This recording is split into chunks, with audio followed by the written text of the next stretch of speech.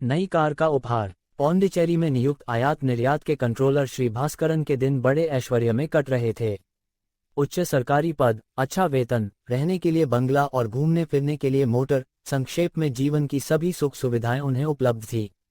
भास्करन को प्रसन्न करने के लिए बड़े बड़े उद्योगपति और व्यवसायी सदैव प्रयत्नशील रहते। व्यापारी वर्ग को इस बात का विश्वास था कि उनकी कृपा हो जाने पर लाखों का वारा न्यारा हो सकता है। पौंडीचेरी में भास्करन अकेले ही रहते थे। उनकी पत्नी तथा परिवार के अन्य सदस्य अधिकतर मद्रास में रहते थे, जहां उनका आना जाना लगा रहता था। भास्करन और उनके परिवार का राजसी रहन सहन और ठाट बाट देखकर यद्यपि लोग उनकी ईमानदारी के संबंध में तरह तरह की बात करते थे, किंतु कोई निश्चित प्रमाण न होने के कारण किसी को खुलकर कुछ कहना का साहस न होता था। धीरे धीरे समय बीतता गया और एक दिन विशेष पुलिस संगठन को ये सूचना प्राप्त हुई कि भास्करन ने रिश्वत में एक नई फिएट कार प्राप्त की है।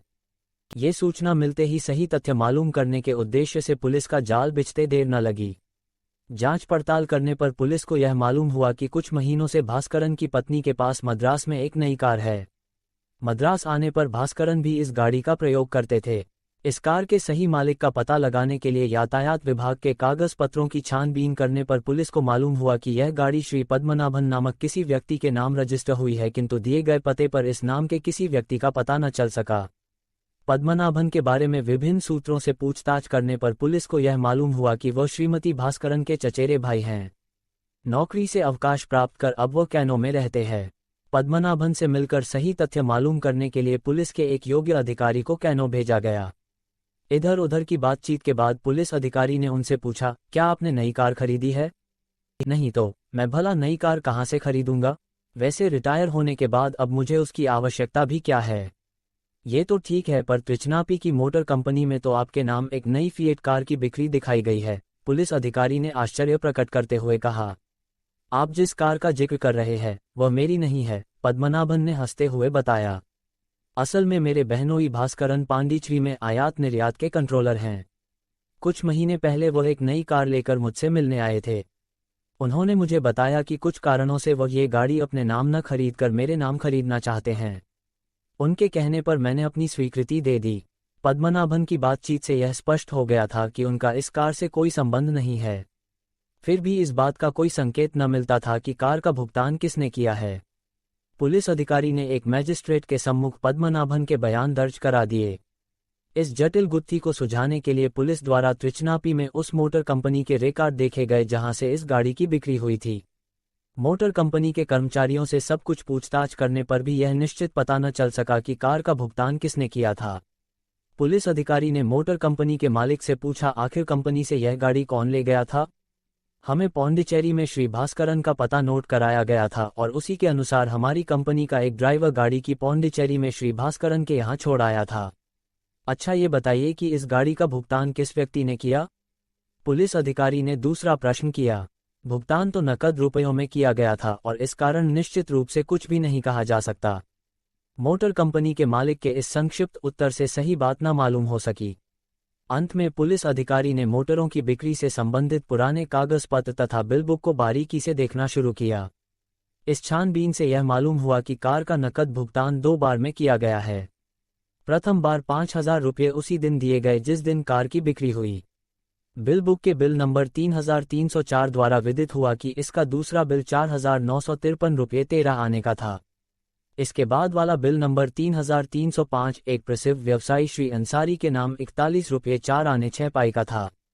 इस बिल को पलटते ही पुलिस अधिकारी ने देखा कि दोनों बिलों की रकमों को पेंसिल से जोड़कर 4,995 रुपये 1 आने 6 पाई की रकम लिखी हुई है। इससे ये साफ जाहिर होता था कि इन दोनों बिलों का भुगतान एक साथ और एक ही व्यक्ति द्वारा किया गया है। इस महत्वपूर्ण सुराग के मिलते ही पौंडीचेरी में आयात निर्यात कंट्रोलर के कार्यालय में पिछले कुछ महीनों में विभिन्न व्यवसायों को जारी किए गए लाइसेंसों के संबंध में छानबीन शुरू हुई। कार्यालय का रिकॉर्ड देखने पर यह मालूम हुआ कि भास्करन द्वारा कुछ महीने पहले श्री अंसारी को 5,69,524 रुपये के मूल्य का कोटा सर्टिफिकेट प्रदान किया गया था।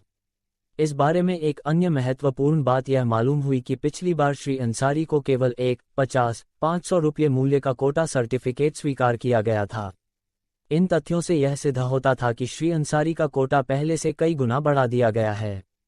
इस संबंध में श्री अंसारी से पूछताछ करने पर पुलिस को यह मालूम हुआ कि पहले भास्करन ने उनका प्रार्थना पत्र अस्वीकार कर दिया था। श्री अंसारी ने मुख्य कंट्रोलर के यहां इस आदेश के विरुद्ध अपील दायर की। अपील पर अंसारी के पक्ष में निर्णय बदलने की सिफारिश करने से पूर्व भास्करन ने उनसे नई गाड़ी का सौदा तय कर लिया था। भास्करन की ओर से संकेत मिलते ही श्री अंसारी बड़ी प्रसन्नता से नई गाड़ी का उपहार देने को तैयार हो गए, क्योंकि कोटा बढ़ जाने से उन्हें कई गुना लाभ होने की आशा थी। इस अपराध को छिपाने के लिए ही गाड़ी के मूल्य का पूरा भुगतान श्री अंसारी द्वारा 2 बार में और नकद रुपयों में किया गया। इसी उद्देश्य से गाड़ी की बिक्री भी पद्मनाभन के नाम दिखाई गई। भास्करन के विरुद्ध समस्त प्रमाण मिल जाने पर पुलिस द्वारा मद्रास के विशेष जज की अदालत में भ्रष्टाचार के अभियोग में मुकदमा चलाया गया। विशेष जज द्वारा भास्करन को 1 साल की कड़ी कैद और कार जब्त कर लेने के आदेश जारी किए गए। भास्करन द्वारा इस फैसले के विरुद्ध मद्रास हाईकोर्ट में अपील दायर की गई। हाईकोर्ट द्वारा भी भास्करन को अपराधी ठहराया गया और उन्हें जुर्माने की सजा प्रदान की गई तथा कार जब्त करने के आदेश को बहाल रखा गया। हाईकोर्ट द्वारा कड़ी कैद की अवधि घटाकर यह आदेश दिया गया कि वह अब तक जितनी सजा भुगत चुके हैं वही पर्याप्त है।